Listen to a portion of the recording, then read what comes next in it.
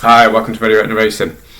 So, I'm going to look ahead now at a couple of races of interest for tomorrow, which is Thursday, the 10th of August. So, I had a couple of days off the last 2 or 3 days. Wasn't really too much of interest in the early part of this week, but racing picks up a bit from Thursday onwards. A lot of meetings actually Thursday, for Thursday, and then quite a busy looking weekend as well. So, but there are a couple of races that caught my eye of interest for Thursday. So I just wanted to do a bit of a preview on these.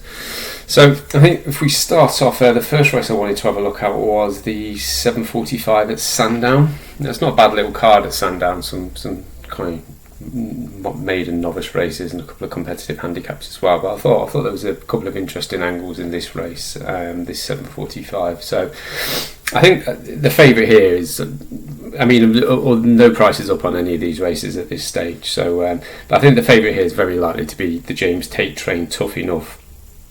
And to be fair, I think this horse has achieved the best form in this race so far, so I can certainly see this horse being a favourite. It might just be too good for these. It might just go and win this race, but I think there are a couple of reasons why I'd be prepared to take it on. Again, price depending. I've got it chalked up at 5-2 for this tomorrow. I've got a feeling it might be shorter than that, though. It wouldn't surprise me if it was more like 2-1. But as I say, strictly on form, you can't knock this horse. I think its 2 runs this year have been really good. And it looks like it's on the downgrade. It looks like it's got more scope for it and has already achieved more than the horses in here off a mark of 87. However, the reason why I'd maybe be prepared to take him on, he's run 5 times this horse, and he's run with a hood every time, and he has been keen in most of these races.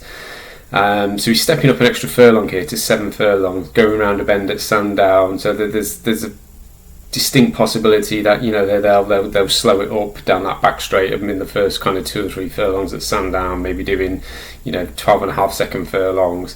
It might just take a bit of a pull, this horse here tomorrow, and that would be the concern I would have. As I say, he's been running quite keen over shorter distances, over 6 furlongs. The fact that it's had a hood from debut again suggests he's a horse who they are keen to try and get it to switch off if possible, and they probably are making progress with that. But I just think tomorrow, as I say, there is potential for this horse to just kind of maybe get a little bit lit up early on, I would say.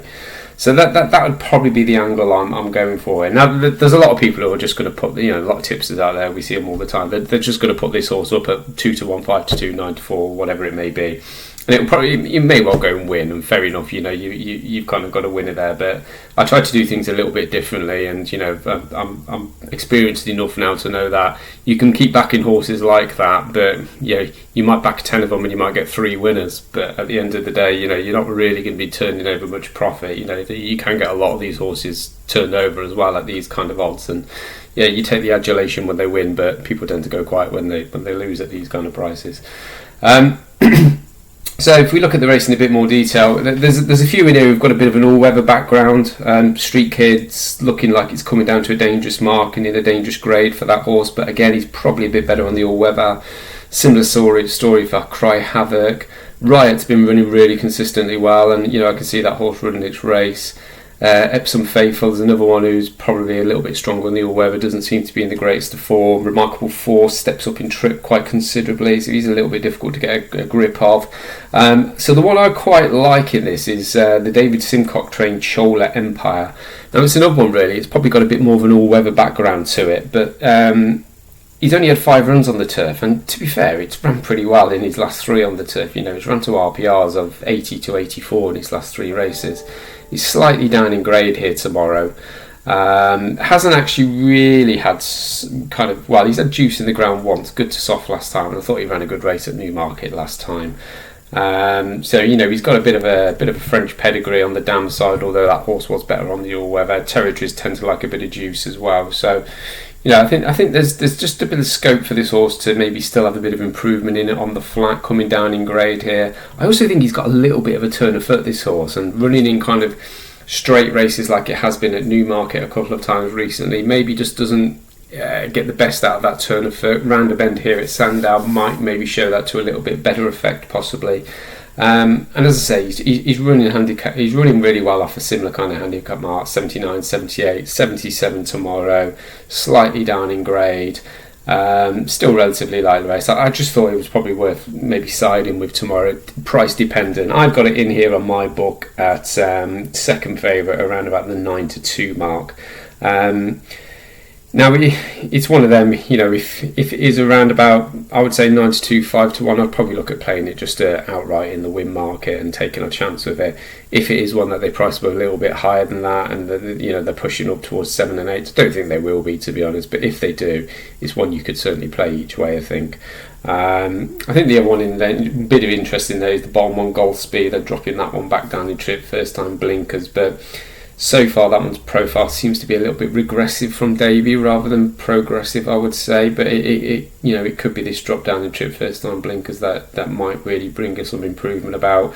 So yeah, all in all, tough enough, will be tough to beat. But as I say, at the price it's likely going to be, I think I'd probably side with Chola Empire in this. I think it will give us a really good run for money.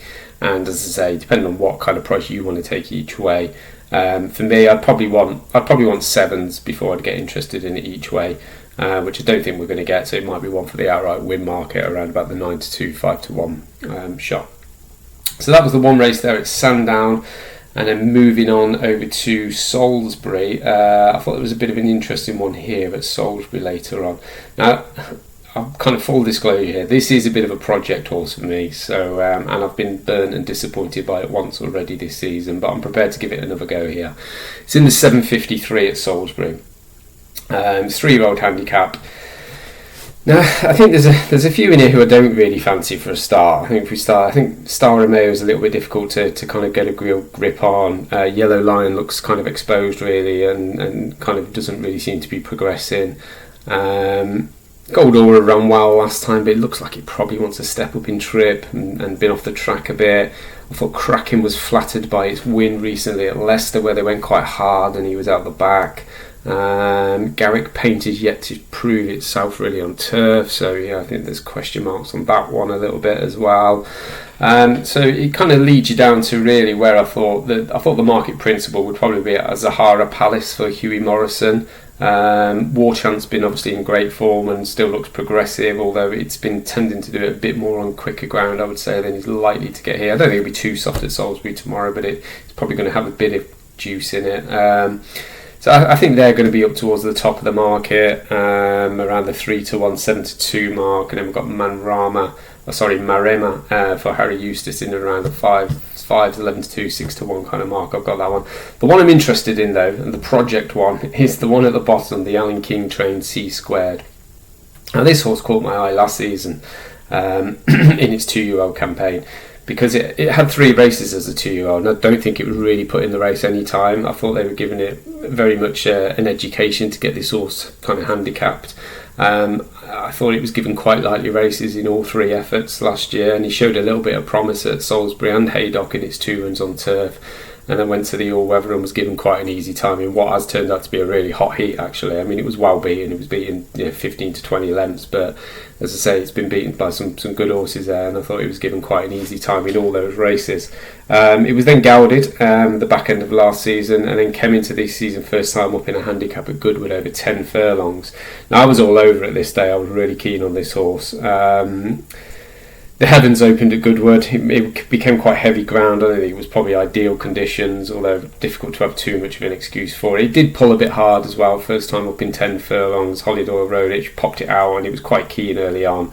I think you've just got to put a line through that run. I find it hard to think that is the level of this horse's ability, and heavy ground keen. I'm more than prepared to forgive it. I mean, it's been off the track a bit since then. It's not run since. It's a good 90 to 100 odd days since it's been back out. But it's now on a mark of 65. I can't help but think this horse is better than that. This horse has to be better than this kind of mark. As I say, I don't think it's really kind of been asked any difficult questions in a race yet, and certainly not last year. I'm not sure this is the strongest of races. I mean, there was obviously horses running well in here, like Azahara Palace and War Chant, but I think we can be competitive with this horse tomorrow, and it's one I'd be eyeing up each way in this 9-runner race. I mean, on my book, I had it in around about the what did I have it? 8 to 1. I've got it out here, 8 to 1. I would suspect that they're going to open bigger, surely, because he hasn't really got a huge amount of form to go by, this horse, tomorrow. I mean, whether I'd play at 8 or 9 to 1, I don't know, possibly. I think if we're getting double figures, though, if we're getting 10s, 12s, 14s tomorrow, I'd definitely be looking at playing this one each way in this race. As I say, I might be wrong. Sometimes you get on these project horses and you kind of think this horse has definitely got more than it's shown so far. Sometimes you end up right, sometimes you just end up completely wrong, and it was just one or two runs that lured you in, and it was maybe flattered. But as I say, I just feel with this horse, it's got more to show, it's got more to give, and I'll be interested, to see when it is actually put in a race and really made competitive to try and win a race. So I'm happy to take a chance on this one tomorrow. I mean, the Alan King Yard, they're not in flying form, I would say. But they're running okay. They're not having many winners, but there's seconds and thirds in there. There was a winner a couple of days ago at Worcester over the jump, so I wouldn't be hugely concerned about that. So yeah, that would be a recommendation for this race tomorrow. C² each way. Let's say double figures or above. So minimum 10s. I'd be looking at playing that one each way tomorrow. Okay, so I think that'll do for today. So those 2 possible tips tomorrow, recommendations tomorrow, further videos to follow later this week. Good luck, and hopefully we can find some winners. Okay, cheers, thanks, bye bye.